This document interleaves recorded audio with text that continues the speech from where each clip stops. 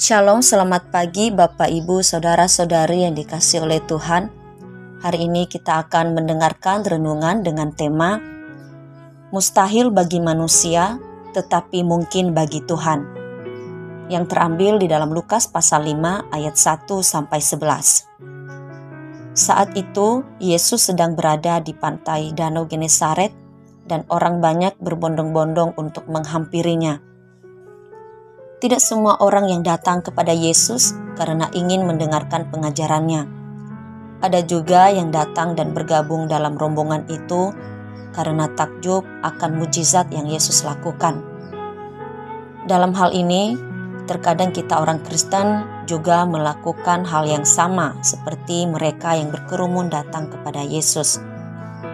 Saat beribadah, tidak semua orang Kristen datang karena ingin mendengarkan ajaran tentang Tuhan Yesus. Ada juga yang datang karena rutinitas sebagai orang Kristen. Namun hanya kita dan Tuhan yang tahu bagaimana motivasi dalam hati kita saat datang kepadanya.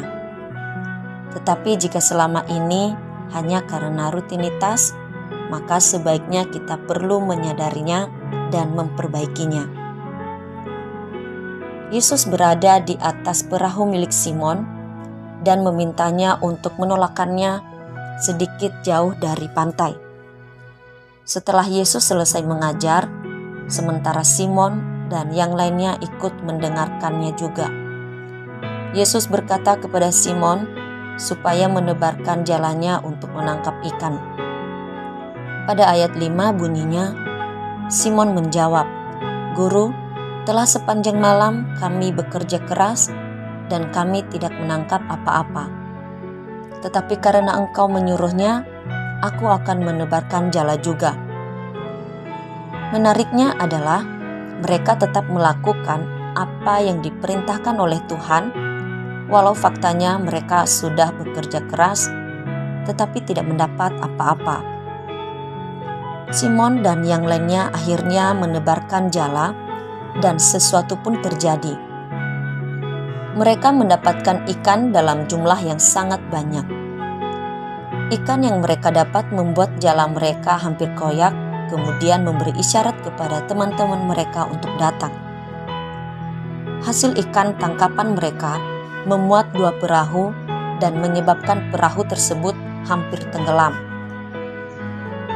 Hal yang mustahil ini Yesus lakukan dengan maksud menunjukkan kuasa-Nya serta untuk meneguhkan pengajaran yang baru saja Ia khotbahkan. Karena menyaksikan sesuatu yang mustahil ini membuat Simon tersungkur dan menyadari dirinya yang berdosa. Tetapi Simon, Yakobus, dan Yohanes justru mendapat panggilan dari Tuhan untuk menjadi penjala manusia dan bukan lagi penjala ikan. Sesuatu yang mustahil bagi manusia dapat dilakukan oleh Tuhan karena Dia Maha Kuasa. Sebagai murid Kristus, saat melihatnya, harusnya membuat kita menyadari dosa kita dan bukan hanya sekedar takjub. Kemustahilan akan terus Tuhan tunjukkan kepada kita, manusia yang dikasihinya, bisa melalui kesembuhan, pemulihan, dibukakan jalan atas pergumulan, dan hal lainnya, bahkan termasuk melalui perlindungannya dalam setiap detik kehidupan kita. Biarlah melalui renungan ini, kita belajar untuk menyadari bahwa dalam setiap hembusan nafas kita, kemustahilan sedang terjadi dalam kehidupan kita. Untuk itu, kita senantiasa bersyukur kepada Tuhan dan tidak jemu-jemu untuk mendengarkan tentang Dia, agar kita tidak sekedar takjub, tetapi semakin percaya kepadanya. Selamat pagi, selamat beraktivitas. Tuhan Yesus memberkati.